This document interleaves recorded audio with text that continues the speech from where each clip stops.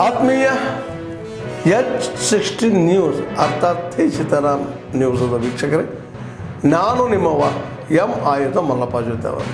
ತಾವು ಈಗ ಸುದ್ದಿಗಳ ಲೋಕಕ್ಕೆ ಎಂಟ್ರಿ ಹೊಡಿತಾ ಇದ್ದೀರಿ. ಈ ಸುದ್ದಿಗಳನ್ನು ಪ್ರತಿಯೊಂದು ನೋಡೋ ಜೊತೆಗೆ ನಿಮ್ಮ ಅಭಿಪ್ರಾಯಗಳನ್ನು ಹಂಚ್ತಾ ಇರಿ. ಯಾಕಂದರೆ ಈ ಸುದ್ದಿಗಳು ನಿಮಗಾಗಿ, ನಿಮ್ಮ ಬದುಕಿಗಾಗಿ, ನಿಮ್ಮ ವೈಚಾರಿಕೆಗಾಗಿ, ನಿಮ್ಮ ತಿಳುವಳಿಕೆಗಾಗಿಯೂ ನಿಮಗೂ ಗೊತ್ತು. ಜೊತೆಗೆ ನಮಗೂ ನಿಮ್ಮೊಂದಿಗೆ ಇದೊಂದು ಮಾತಾಡುವಂಥ ಜೊತೆಗೆ ಸುದ್ದಿಗಳನ್ನು ಬಿಡುವಂಥ ಕೆಲಸ. ಈ ಕೆಲಸದಲ್ಲಿ ನಾವು ನಿಮ್ಮೊಂದಿಗಿದ್ದೀವಿ ಅಂತ ಹೇಳ್ತಾ ನೋಡ್ತಾ ಇರಿ ಸುದ್ದಿಗಳನ್ನು. ನಾನು ನಿಮ್ಮಲ್ಲಿ ವಿನಂತಿ ಮಾಡ್ತೀನಿ, ಪ್ರಧಾನಮಂತ್ರಿಗಳ ಒಂದು ಸಂದೇಶ ಇದೆ. ನಿಮ್ಮ ಮಕ್ಕಳು ಬಲಾಢ್ಯರಾಗೋದಕ್ಕಿಂತ ಹೆಚ್ಚಾಗಿ ಅವರವರಿಗೆ ಕೆಲಸ ಮಾಡಬೇಕಾಗ್ತದೆ. ಆ ಮಕ್ಕಳಿಗೆ ಓದೋದ್ರ ಜೊತೆಯಲ್ಲಿ ಆಟ ಆಡೋದಕ್ಕೂ ಕೂಡ ಒಂದು ಅವಕಾಶವನ್ನು ಮಾಡಿಕೊಡಿ. 20 ಗಂಟೆಯಲ್ಲಿ 26 ಗಂಟೆಯಲ್ಲಿ ಎಲ್ಲೋ ಒಂದು ಕಡೆ ಮನೆಗೆ ಬಂದ ತಕ್ಷಣ ಏನೋ ವಾಟ್ಸಪ್ ನೋಡಿಕೊಂಡು ಮಕ್ಕಳು ನೋಡಿಕೊಂಡು ನಾವು ಮೊಬೈಲ್ಗಳು ನೋಡ್ತಾರೆ, ಅದನ್ನು ಕಡಿಮೆ ಮಾಡಿ. ಅದಲ್ದಿನ ಮಕ್ಕಳ ಶಕ್ತಿಯ ಮುಂದೆ ಯಾವುದೇ ಒಂದು ಕೆಲಸಗಳು ಮಾಡಕ್ಕಾಗೋದಿಲ್ಲ. ಇವತ್ತು ನಾನು ನಿಮ್ಮಲ್ಲಿ ಮನವಿ ಮಾಡ್ತೀನಿ, ಎಲ್ಲರೂ ಈ ಥರದ ಮಕ್ಕಳಿದ್ದಾರೆ. 1,00,000 ಕೋಟಿ ಜನ, 1,65,70 ಲಕ್ಷ ಜನರಲ್ಲಿ ಭಾರತ ಸರ್ಕಾರ ನಮ್ಮ ರೈಲ್ವೆ ಇಲಾಖೆ ನಾನು ಬಂದ್ಮೇಲೆ ಯಾರು ತುಂಬಾ ನ್ಯಾಷನಲ್ ಆಡಿದ್ದಾರೆ, ಮತ್ತೊಂದು ಆಡಿದ್ದಾರೆ, ಅಂತರ ಮಟ್ಟದ ಬೇರೆ ಕೋರ್ಸ್ಗಳಿದ್ದಾರೆ, ಎಲ್ಲವನ್ನು ಮಾಡಿಸಿ 16 ಜನರಿಗೆ ಯಾವುದೇ ಸಂದರ್ಶನ ಇದ್ರೆ ನಾವು ಕೆಲಸ ಕೊಡ್ತಾ ಇದ್ದೀವಿ. ನರೇಂದ್ರ ಮೋದಿಯವರು ರಾಷ್ಟ್ರದ ಕೊನೆಯ ಹಂತದಲ್ಲಿರ್ತಕ್ಕಂಥ ಬಡವರಿಗೂ ಅನುಕೂಲ ಆಗಬೇಕು. ಈಗಾವರೆಗೆ ಇನ್ನೇನು ಕೂಡ ಇಲ್ಲಿ ಹೆಚ್ಚಿನ ಆದ್ಯತೆ ಬೇಕಾಗಿದೆ. ಭದ್ರಾದು ನಾವು 5,500 ಕೋಟಿ ರೂಪಾಯಿನ ಕೊಟ್ಟಿಲ್ಲ. ನಾವು ಕೊಟ್ಟ ತಕ್ಷಣ ಎಲ್ಲ ಒಂದು ಕಡೆ ಎಲ್ಲೋ ಈ ಕಡೆ ನಮಗೂ ಕೂಡ ಹಟ್ಟ ಮಾಡ್ಕೊಂಡಿದ್ದೀವಿ. ಯಾವಾಗ ಕೊಡಬೇಕು ಕೊಡ್ತೀವಿ, ಕೊಡೋದಿಲ್ಲ ಅಂತ ಹೇಳಿದ್ರೆ ನಮ್ಮ ರಾಷ್ಟ್ರದ ಪ್ರಧಾನಿಗಳ ರಾಷ್ಟ್ರದ ಹಣಕಾಸು ಮಂತ್ರಿಗಳು 16 ಬಾರಿ ಚರ್ಚೆ ಮಾಡಿದ್ದಾರೆ. ದೇವೇಗೌಡ ಸಾಹೇಬರ ಚರ್ಚೆ ಮಾಡಿದ್ದಾರೆ, ಪ್ರಹ್ಲಾದ್ ಜೋಶಿ ಸಾಹೇಬರು ಚರ್ಚೆ ಮಾಡಿದ್ದಾರೆ, ಅದೆಲ್ಲ ಚರ್ಚೆ ಮಾಡಿದ್ದಾರೆ. ಬೇಗ ಮಾತಾಡಿದ್ವಿ. ನಾವೇನು ಭಾರತ ಸರ್ಕಾರದ ಕಾರ್ಯಕ್ರಮಗಳು ಬಿಟ್ಟರೆ ರಾಜ್ಯ ಸರ್ಕಾರಕ್ಕೆ ಯಾವುದೂ ಕಾರ್ಯಕ್ರಮ ಎಲ್ಲ ಒಂದು ಕಡೆ ಅವ್ಯವಸ್ಥೆ ಹಗರಾಗಿದೆ. ರಾಷ್ಟ್ರದ ವ್ಯವಸ್ಥೆಯಲ್ಲಿ ಎನ್ಡಿಎ ಸರ್ಕಾರ ಹೋಗ್ತಾ ಇರ್ತಕ್ಕಂಥ ದಾರಿಯನ್ನು ನೋಡಿದಾಗ ಭವ್ಯ ಭಾರತದ ಭವಿಷ್ಯಕ್ಕೆ ಯುವಕರ ಪಾತ್ರ ಅವಶ್ಯಕತೆ ಅಂತ ಹೇಳಿ ಯುವಕ ಯುವತಿಯರನ್ನ ಯಾವ ರೀತಿ ತರಬೇತಿ ಕೊಡಬೇಕು, ಸಾಮಾಜಿಕ ಸುಧಾರಣೆಯಲ್ಲಿ ನಾವು ಯಾವ ರೀತಿ ನಡ್ಕೋಬೇಕು ಅನ್ನೋದನ್ನು ಕೂಡ ನಮಗೆ ಮನವರಿಕೆ ಮಾಡಿದ್ದಾರೆ. ನಿಮ್ಗೆಲ್ಲ ತೊಂದರೆ ಕೊಟ್ಟಿದ್ದೀನಿ, ಕ್ಷಮಿಸಬೇಕು. ನಾನು ಇದು ಮುಗಿಸ್ಕೊಂಡು ನೀವೆಲ್ಲ ಆಗಡೆ ಏನಾಗ್ಬಿಟ್ಟು ಈಗ ಮಾಡ್ತಿದ್ದೀರಮ್ಮ.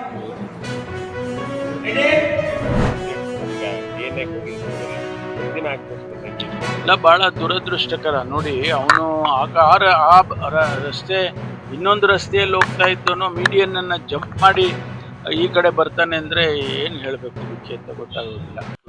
ಅವನು ಆ ಡ್ರೈವರು ಈಗ ಅವನು ಸತ್ತೋಗಿದ್ದಾನೆ. ಅವನು ಯಾವ ಕಂಡೀಷನಲ್ಲಿದ್ದ ನಿದ್ದೆಯಲ್ಲಿ ಇದು 2:30 ಗಂಟೆ ಸಂದರ್ಭದಲ್ಲಿ ಆಗಿರುವಂಥದ್ದು. ನಿದ್ದೆನಲ್ಲಿ ಅವನು ಈ ಕಡೆ ಜಂಪ್ ಮಾಡಿಬಿಟ್ಟಿದ್ದಾನೆ. ಜಂಪ್ ಮಾಡಿ ಡಿವೈಡರ್ನ ಈ ಕಡೆ ಬಂದು ಅವನು ಬಸ್ಸಿಗೆ ಹೊಡೆದಿದ್ದಾನೆ. ಭಾಳ ದುರದೃಷ್ಟಕರ. ಅವರೆಲ್ಲ ನಿದ್ದೆ ಮಾಡ್ತಾ ಇದ್ರು. ಭಾಳ ಜನ, 6 ಜನ, ಇವತ್ತು 6 ಜನ ಅಂತ ಹೇಳ್ತಿದ್ರು. 5 ಅಂತಿದ್ರು, ಈಗ 6ನೇದು ಆಗಿದೆ. 6 ಜನ ಅಂತೇಳಿ ಮತ್ತು ಭಾಳ ಜನ ಅವ್ರಿಗೆಲ್ಲ ಗಾಯಗಳಾಗಿದ್ದಾರೆ. ಆಸ್ಪತ್ರೆಗಳಿಗೆ ಸೇರಿಸಿ ಟ್ರೀಟ್ಮೆಂಟ್ ಎಲ್ಲ, ಕೆಲವರು ಗಂಭೀರವಾಗಿ ಆಗಿರ್ತಾರೆ, ಸುಟ್ಟುಗಾಯ. ಅದರಿಂದ ಗಂಭೀರವಾಗಿರುವಂಥದ್ದು ಟ್ರೀಟ್ಮೆಂಟ್ ಕೊಡ್ತಾ ಇದ್ದಾರೆ. ಬಾಡಿ ಏನೇ ಆಗಲಿ ಎಲ್ಲ ಬಾಡಿ ಹೌದು, ಅದು ಯಾಕೆಂದರೆ ವೆರಿಫಿಕೇಶನ್ ಆಗಬೇಕು, ಅದನ್ನು ಮಾಡಿ ಕೊಡ್ತಾರೆ. ದೆಹಲಿಗೆ ಹೋಗ್ತಾ ಇದ್ದಾರೆ. ಏನು ರಾಜಕೀಯ ಪಲ್ಲಟ ಆಗುವಂಥದ್ದು ಸಾಧ್ಯತೆ ಇದೆಯಾ? ಏನು ಗೊತ್ತಿಲ್ಲ. ನಮ್ಮ ತಾಲೂಕು ಏನಾರ ಕೇಳಿ ಹೇಳ್ತಿರ್ಬಿಟ್ರೆ ಹೊರಗಡೆ ಅಲ್ಲ, ಇವತ್ತು ಸಿದ್ದರಾಮಯ್ಯನವರು ಹೋಗ್ತಿದ್ದಾರೆ 3 ರಾಜ್ಯದ ಸ್ಟೇಟ್ಸ್. ಅವರು ಏನೇನು ಕೆಲಸ ಇರ್ತಾರೆ ಅವ್ರು ಡೆಲ್ಲಿಗೆ ಹೋದ್ರೆ ನಾನು ಅದಕ್ಕೆ ಹೆಂಗೆ ರಿಯಾಕ್ಟ್ ಮಾಡಲಿ, ಅವ್ರನ್ನೇ ಕೇಳಿದ್ರೆ ಗೊತ್ತಾಗುತ್ತೆ ಯಾವ ಕಾರಣಕ್ಕೆ ಅವ್ರಿಗೆ ಡಿ ಕೆ ಶಿವಕುಮಾರ್ ಯಾಕೋ ಬೇಸರದ ಮಾತಾಡ್ತಿದ್ದಾರೆ ನನ್ನ ಕಾರ್ಯಕರ್ತನಾಗಳು. ಗೊತ್ತಿಲ್ಲ, ಅವ್ರಿಗೆ ಬೇಜಾರಾಯಿತು, ನನಗೆ ಗೊತ್ತಿಲ್ಲ. ಅವ್ರಿಗೆ ಬೇಜಾರಾಗಿ ನಿನಗೆ ಬೇಜಾರಾಗುತ್ತೆ, ನನಗೆ ಗೊತ್ತಿಲ್ಲ. ಆದ್ರೂ ನಿನಗೆ ತಾವು ಯಾವ್ಯಾವ ವಿಚಾರಕ್ಕೆ ಬೇಜಾರಾಗುತ್ತೋ ನನಗೆ ಆದ್ರೂ ತಾವು ಕಾಂಗ್ರೆಸ್ ಶಾಸಕರು ಎಲ್ಲ ಒಂದ್ ಕಡೆ ಡಿ ಕೆ ಶಿ ಬಗ್ಗೆ ಒತ್ತಡ ಇದೆ, ಪರಮೇಶ್ವರ್ನ ಮುಖ್ಯಮಂತ್ರಿ ಮಾಡಬೇಕು ಅಂತ ಒಂದ್ ಕಡೆ ಒತ್ತಡ ಇದೆ, ಸಿದ್ದರಾಮಯ್ಯನ ಬಿಡಲ್ಲ ಅಂತಾರೆ, ನೀವೇನು ಹೇಳಿ? ಗೊತ್ತಿಲ್ಲ, ಸಿದ್ದರಾಮಯ್ಯ ಬಿಡಲ್ಲ ಅಂತ ಹೇಳಿಲ್ಲ. ಹೈಕಮಾಂಡ್ ಹೆಂಗೆ ನನಗೆ ಗೊತ್ತಿಲ್ಲ. ಬೇರೆ ಯಾರ್ಯಾರು ಸಿ ಎಂ ಅಲ್ಲ, ಬಜೆಟ್ ಆದ್ಮೇಲೆ ಏನೋ ಬದಲಾವಣೆ ಆಗ್ಬೋದಾ? ಗೊತ್ತಿಲ್ಲ. ಅದ್ರ ಬಗ್ಗೆ ಗೊತ್ತಿದ್ರೆ ಹೇಳ್ಬೇಕು, ಗೊತ್ತಿಲ್ಲ ಸುಮ್ಮನೆ ಹೇಳ್ಕೊಂಡು ನೀವು ಆಹಾರ ಆಗ್ಬಿಟ್ಟು ನೀವು ಇವತ್ತೆಲ್ಲ ಸಾಯಂಕಾಲ ತನಕ ಅದನ್ನೇ ಹೊಡ್ಕೊಂಡು ಅದಕ್ಕೆ ಜನಕ್ಕೂ ನಾವು ನಗುಪಾಟ್ಲಾಗೋದು ಇಷ್ಟ ಇಲ್ಲ. ಸಂಕ್ರಾಂತಿಗೆ ಬದಲಾವಣೆ ಮಾಡ್ಬಿಡ್ತೀರಾ ಅಂತ ಒಂದು ಸುದ್ದಿ. ನನಗೆ ಗೊತ್ತಿಲ್ಲ, ಅಷ್ಟೊಂದು ನನ್ನ ಯೋಗ್ಯತೆ ಇದ್ದರೆ ನಮ್ಮ ಯೋಗ್ಯತೆ ತಕ್ಕನಾಗಿ ನಾವು ಮಾತಾಡಬೇಕು. ನನ್ನ ಕೈಲಿ ಏನೂ ಆಗೋದೇ ಇಲ್ಲ. ನಾವು ಹೈಕಮಾಂಡ್ಗೆ ಹೇಳಿ ಚೇಂಜ್ ಮಾಡೋ ಶಕ್ತಿನೂ ಇಲ್ಲ. ನಾವು ಹೈಕಮಾಂಡು ಅಲ್ಲ, ಹೈಕಮಾಂಡ್ ಏನು ಡಿಸಿಷನ್ ತಗೊಂಡು ಅಂತ ತಗೊಳ್ತೀವಿ. ನಾನು ಹೇಳಿದ್ರೆ ಇನ್ನೊಬ್ಬ ಯಾರೋ ಹೇಳಿದ್ರೆ ನಾವೆಲ್ಲ ಬಾಯಿ ಚಪ್ಪು ಕೇಳ್ಕೊಬೇಕಷ್ಟೇ. ಈ ಪೇಪರ್ ಬರಲಿ, ನನ್ನ ಬಗ್ಗೆ ಬರೀಲಿ, ನಾನು ವ್ಯಕ್ತಿ ಆಗ್ಬೇಕು ಅಂತ ಏನಾರು ಹೇಳೋಗಿದ್ದು ಹೇಳ್ಬೇಕು. ಸರ್ಕಾರ ಬದಲಾದ್ರೆ ವಾಸನ ಮಿನಿಸ್ಟರ್ ಆಗ್ತಾರೆ. ಗೊತ್ತಿಲ್ಲ, ಕೇಳಿಲ್ಲ ಯಾರು ಇದುವರೆಗೂ ನಾನು ಯಾರು ಎಲ್ಲ ಉಳಿಯಾರ್ನಲ್ಲಿ ಇರ್ತಕ್ಕಂಥ 16 ವಾರ್ಡ್ನ ಸಾರ್ವಜನಿಕರಿಗೆ ಎಲ್ಲಿ ಯಾರ್ಯಾರು ತುಂಬ ವರ್ಷಗಳಿಂದ ಇಲ್ಲಿ ವಾಸ ಮಾಡ್ತಾ ಇದ್ದಾರೆ, ಮನೆ ಇಲ್ದಂಗಿದ್ದಾರೆ, ಸೈಟ್ ಇಲ್ದಂಗಿದ್ದಾರೆ ಅಂಥವ್ರನ್ನ ಗುರುತಿಸೋಂಥ ಕೆಲಸ ಪಂಚಾಯತಿಯವ್ರು ಮಾಡಲಿ. ನಾವು ಸ್ಥಳವನ್ನು ಗುರುತು ಮಾಡಿಕೊಡುವಂಥ ಕೆಲಸ ಮಾಡ್ತೇವೆ ಅಂತಕ್ಕಂಥದ್ದನ್ನ ಈ ಸಂದರ್ಭದಲ್ಲಿ ಹೇಳ್ತಾ, ಉಳಿಯಾರು ಯಾವ ಪಟ್ಟಣಕ್ಕೂ ಏನು ಮಿಗಿಲಾಗಿಲ್ಲ, ಯಾವ ತಾಲೂಕಿಗೂ ಕೂಡ ಏನು ಕಮ್ಮಿ ಇಲ್ಲ. ಇದನ್ನು ತಾಲೂಕು ಮಾಡಿ ಅಂತಕ್ಕಂಥ ಒತ್ತಾಯನೂ ಕೂಡ ಈಗಾಗಲೇ ನಾವು ಸದನದಲ್ಲೂ ಕೂಡ ಮಾಡಿದ್ದೇವೆ. ಮುಂದಿನ ದಿನಗಳಲ್ಲಿ ಅದು ಕೂಡ ಆಗ್ತದೆ, ಅದರಲ್ಲಿ ಏನು ಸಂಶಯ ಇಲ್ಲ. ಖಂಡಿತ ಇಲ್ಲಿ ವಹಿವಾಟು ಇದೆಲ್ಲ ನೋಡಿದಾಗ ಇಲ್ಲಿ ಎಲ್ಲ ರೀತಿಯಲ್ಲೂ ಕೂಡ ಒಂದು ತಾಲೂಕು ಆಗೋದಕ್ಕೆ ಯೋಗ್ಯ ಇರತಕ್ಕಂಥ ಒಂದು ಪಟ್ಟಣ ಪಂಚಾಯತಿ ಇದಾಗಿದೆ. ಹಿಂದೆ ನಾವೆಲ್ಲ ನೋಡಿದ್ವಿ, 35 ಜನ ಗ್ರಾಮ ಪಂಚಾಯತಿ ಸದಸ್ಯರಿದ್ದಂಥ ಒಂದು ಪಂಚಾಯತಿ ಇದು. ಅಂಥ ದೊಡ್ಡ ಪಂಚಾಯತಿ, ಇಡೀ ಜಿಲ್ಲೆನಲ್ಲೇ ದೊಡ್ಡ ಪಂಚಾಯತಿ ಇದ್ದಂಥದ್ದು ಹುಳಿಯಾರು. ಅದು ಈಗ ಪಟ್ಟಣ ಪಂಚಾಯತಿಯಾಗಿ ಕೆಲವಾರು ವರ್ಷಗಳಿಂದ ಇವತ್ತು ಕಾರ್ಯನಿರ್ವಹಿಸ್ತಾ ಇದೆ. ಇವತ್ತು ಅದರ ಮುಖಾಂತರ ಇವತ್ತು ಇಲ್ಲಿ ಬೇಕಾದಂಥ ಎಲ್ಲ ಮೂಲಭೂತ ಸೌಕರ್ಯಗಳನ್ನು ಕೂಡ ಒದಗಿಸ್ಕೊಡೋಕ್ಕೆ ನಾವು ಸಿದ್ಧವಿದ್ದೇವೆ. ಈಗ ಇನ್ನೂ ಒಂದು ತೀರ್ಮಾನ ಕೂಡ ಈಗ ಮಾಡಿದ್ದೇವೆ, ಜಾಗನೂ ಕೂಡ ಗುರುತಿಸ್ತಾ ಇದ್ದೀವಿ. 2 ಎಕರೆ ಒಂದು ಇದು ಏನು ಫೈರ್ ಸ್ಟೇಷನ್ನು, ಅಗ್ನಿಶಾಮಕ ಠಾಣೆನೂ ಕೂಡ ಇಲ್ಲಿ ತೆರಲಿಕ್ಕೆ. ಯಾಕೆಂದರೆ ಇಲ್ಲಿ 10 ಪಂಚಾಯತಿ ಇದೆ. ಉಳಿಯಾರ ಹೋಬಳಿನಲ್ಲಿ 10 ಪಂಚಾಯತಿಗಳಿರೋದ್ರಿಂದ ಇಲ್ಲಿ ಒಂದು ಚಿಕ್ಕನಾಯಕನಹಳ್ಳಿಯಿಂದನೇ ಬರಬೇಕು.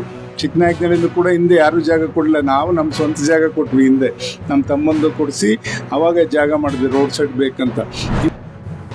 ಆದ್ಮೇಲೆ ಎಲ್ಲ ಸುದ್ದಿಗಳನ್ನು ನೋಡಿದ್ರಲ್ಲ, ಏನು ಅನಿಸ್ತು ನಿಮಗೆ?